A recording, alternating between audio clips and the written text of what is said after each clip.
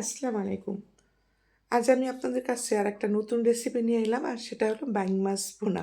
অনেকে বাইং মাছ বলে, অনেকে বাইম মাছ বলে। তো আমি বাইম মাছটা কিন্তু কখনো আলু দিয়ে ভুনা করিনি। সেদিনকে একজনকে দেখলাম আলু দিয়ে ভুনা করেছে। আর দেখে ভালোই লাগলো। মানে কোনো এক পেজে দেখেছিলাম। তো আমি আজকে সেই জন্য আলু দিয়ে দিচ্ছিলাম। তো আমার পদ্ধতিটা তো একটু ভিন্ন। আমি তেলের মধ্যে পেঁয়াজ দিয়ে দিলাম, কিছু গরম মসলা দিলাম। বাইম মাছে কিন্তু আমি গরম মসলা ব্যবহার করি।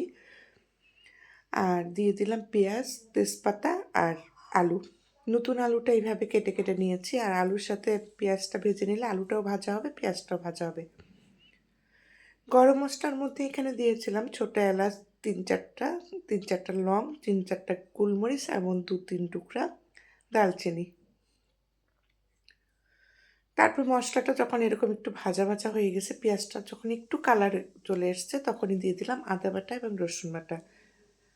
বাইং মাছটা আমার মা রান্না করতেন একদম মনে হতো মাংস ভুনা খাচ্ছি, মানে মাংসের প্রতিটা মশলাই লাগতো সেখানে, আর এতটাই মজা লাগতো। যাই হোক, এখানে লবণ হলুদ এগুলো দিয়ে দিলাম।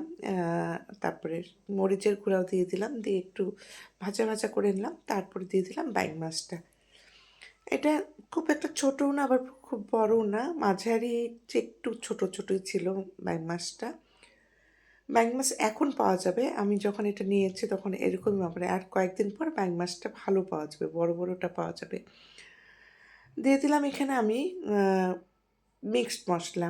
আপনারা এখানে ধনিয়ার গুঁড়া এবং জিরার গুঁড়াটা দিতে পারেন। তো মশলাটা দিয়েও ভালো করে একটু কষিয়ে নিচ্ছিলাম, আর মশলাটা যেন পুড়ে না যায় সে কারণে অল্প একটু পানি দিয়ে দিলাম। মশলার সাথে মাছটা এইভাবে ভালো করে কিন্তু কষিয়ে নিতে হবে। যারা আমরা বাইম মাছ খাই তারা কিন্তু জানি যে বাইম মাছ কিন্তু মাংসের মতন করে কষাতে হয়, মাছটার ভিতরে মশলাটা প্রবেশ করবে এবং খেতেও ভালো লাগবে। বাইম মাছ কিন্তু কষিয়ে না নিলে কিন্তু টোটালি খাওয়া যাবে না। অনেকে হয়তো কচি মাছ মনে করছেন, কচি মাছটা কিন্তু মাখিয়ে রান্না করলেও খাওয়া যাবে, কিন্তু বাইম মাছ কখনোই গরম মশলা ছাড়া, এইভাবে কষানো ছাড়া খাওয়া যাবে না। তবে আলু দিয়ে খুব একটাই ভালো লাগেনি আমার কাছে। আলুটা আমি এমনি যখন ভুনা করি সেটাই আমার কাছে বেশি ভালো লাগছে। না, আলু দিয়ে খুব একটা ভালো লাগেনি, কারণ আসলে আলু মাংসের মধ্যে ভালো লাগে ঠিকই, কিন্তু এই বাইম মাছের মধ্যে আমার খুব একটা ভালো লাগেনি, কারণ ছোটোর থেকে অভ্যাস শুধু বাইম মাছের ভুনা খাওয়ার।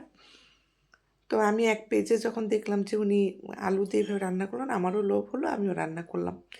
তো যাই হোক, কথা বলতে বলতে দেখুন আমার রান্নাটা কিন্তু কমপ্লিট হয়ে গেছে। এর মধ্যে গরম পানি দিয়েছিলাম ফুটন্ত। তারপর যখন রান্নাটা হয়ে গেছে একটু ধনিয়ার পাতা দিয়ে দিয়েছি।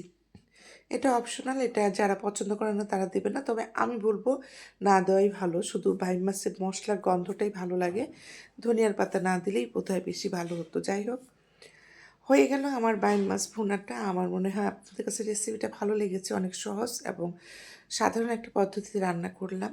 দেখতে কিন্তু অসাধারণ লাগছে এবং গরম ভাতের সাথে খুবই ভালো লাগবে। সবাই ভালো থাকবেন, আল্লাহ হাফিজ।